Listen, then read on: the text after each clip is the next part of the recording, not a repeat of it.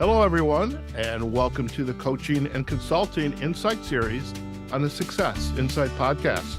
The Coaching and Consulting Insight Series introduces you to coaches and consultants that work with leaders, entrepreneurs, business owners, and professionals to create their best life and achieve and perform at their full potential. Our guest today is Dr. Laura Crawshaw. Dr. Crawshaw is the founder of the Boss Whispering Institute. Her professional expertise includes coaching abrasive leaders and training their superiors to intervene. Her target clients include executive coaches and managers of abrasive leaders. She is the author of 2 books, Taming the Abrasive Manager, How to End Unnecessary Roughness in the Workplace, which is now in its 2nd edition, and her newly published book, Grow Your Spine and Manage Abrasive Leadership Behavior, a guide for those who manage bosses who bully. Dr. Crawshaw, it is a pleasure to have you on this Coaching and Consulting Insight series on the Success Insight Podcast. It's great to be here, Howard. Thank you for the invitation. I appreciate it. Fantastic. Now, do I have permission to call you Laura? Call me anything. Just don't call me late for din. That's all. Okay. You say that. You've said that before. And for our listeners, I cannot tell you, one, how grateful I am to be on the other end of this virtual call with Laura, because she is someone who's had an impact on my life as a coach, because a long time ago, and I won't give away my age, I'm not worried about your age, but I had the opportunity to study with Laura when her first book came out, Taming the Abrasive Manager, and being a part of her world, and just this caring about abrasive management in the workplace, abrasive behavior. And so again, Laura, it's just a pleasure to have you on the podcast. Thank you for joining me. Well, I'm really glad to be here, and I really appreciate the invitation, Howard. Fantastic. Now, for our listeners, if you could provide a little context about your background, and then I know we're going to get into the books and into your work. But I would love for them to hear from you about what led you to this space, that in this conversation we're going to have today. Sure. Well, I'll go way back. I'll tell you that my father was a psychiatrist and my mother was a hospital volunteer. So I grew up in a home where the commitment was to try and relieve suffering. That sort of was in my genes. And then I decided I wanted to be a psychiatrist, just like my dad, until I discovered I don't have a good memory, and there was no way in medical school I was gonna be able to remember which bone connects to which bone or whatever. I think there's Uh, a song about that, by the way, it's but not well, the foot bone, the elbow, I don't know, but anyway, so I discovered I could become what was then called a psychiatric social worker, clinical Mhm. social worker now, in which, one becomes a psychotherapist but doesn't have a medical degree and doesn't practice medicine. So I went that path. And then I discovered that I still had the spirit of adventure. So I bought a ticket and took the ferry up to Alaska and began working the very first employee assistance program up there, and learned. I thought I was going to be helping people with their personal problems, employees who had personal problems, but it turned out so many of the problems involved their suffering at work and suffering working for an abrasive leader. So that's how I sort of discovered this world. I'd had good bosses. I knew nothing about workplace bullying.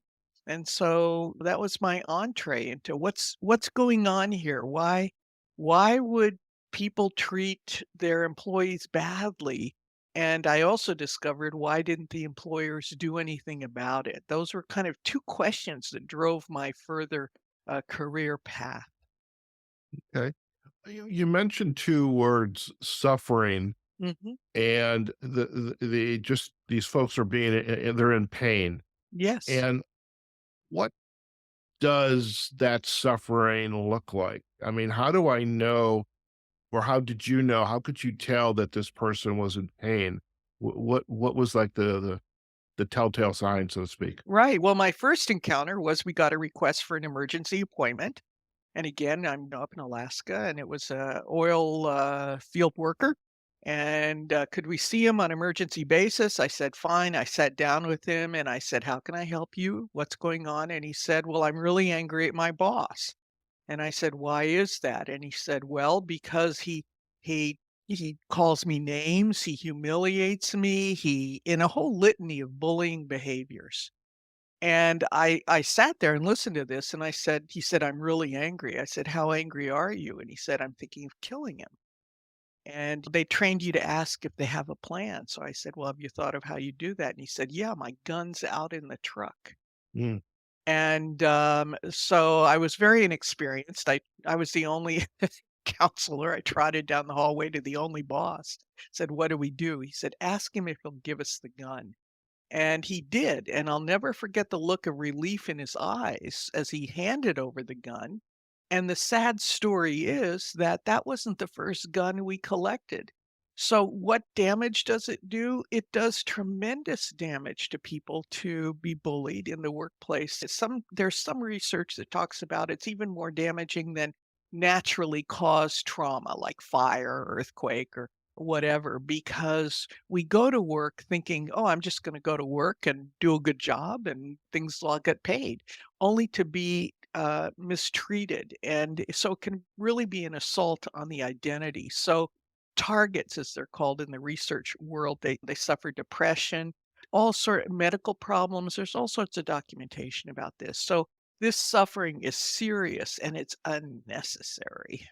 Okay. No. I'm curious, are there different types of bullying? Like I can remember back in elementary school, and it probably Mm. continued into middle school, there was physical bullying, Mhm. pushing somebody up Sure. against the lockers. There was the humiliating type of bullying, which you just described, being called names and being embarrassed. Are there other kinds of bullies that or behaviors that would fall under this bullying moniker? Sure. I mean, there's really an endless array. I mean, I can loss of emotional control, shouting, berating people, belittling people, over controlling, overreaction, gossiping, breaching confidentiality, maligning people's reputation. It's an endless list of ways that people can aggress against someone else. And so my definition of it, and the thing is, there are all sorts of definitions, and sometimes managers are, well, I'm not sure if this fits the legal definition of bullying, but I call it abrasive behavior, Mhm, which can range from mild to the most severe.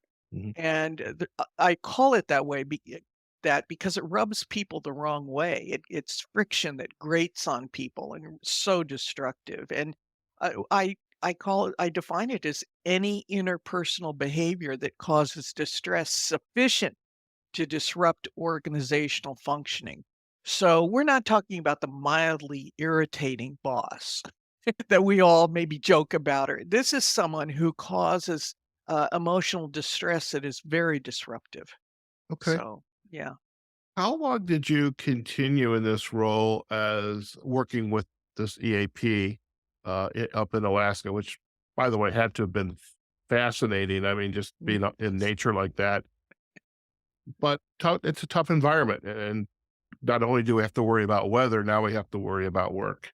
What was that evolution next as you started to collect this? I mean, I would imagine you were taking notes. Maybe there's some insights you're starting to collect, and you're going, wait, there's something here that maybe I need to think and act on, writing a book, so to speak. But how did that start to evolve for you? How did that evolve? So those 2 questions, why would a boss treat their employee badly and why doesn't the organization do anything about it?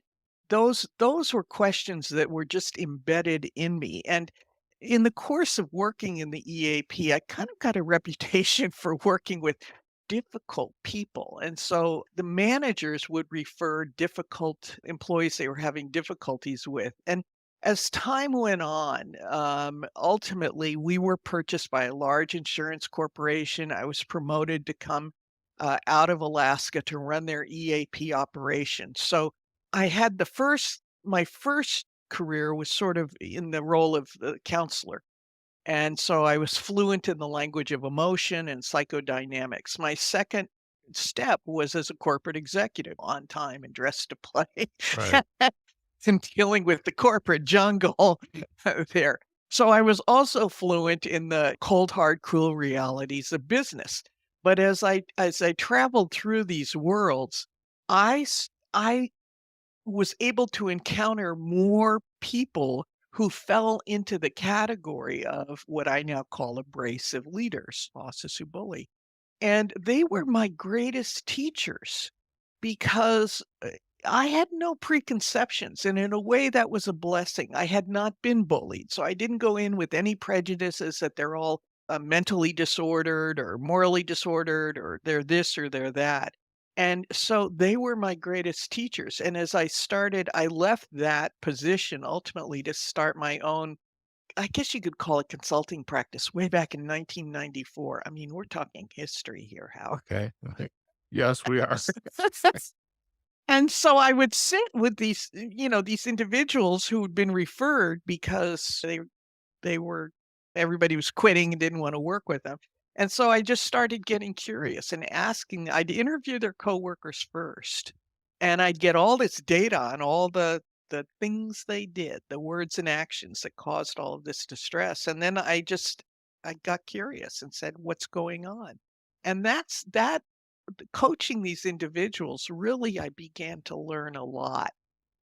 So that's kind of how it went Okay. from EAP counselor to corporate executive to having my own consulting kind of practice. Back in 1994, nobody really used the word coaching very Right. much, but ultimately it was. And that was how my interest developed.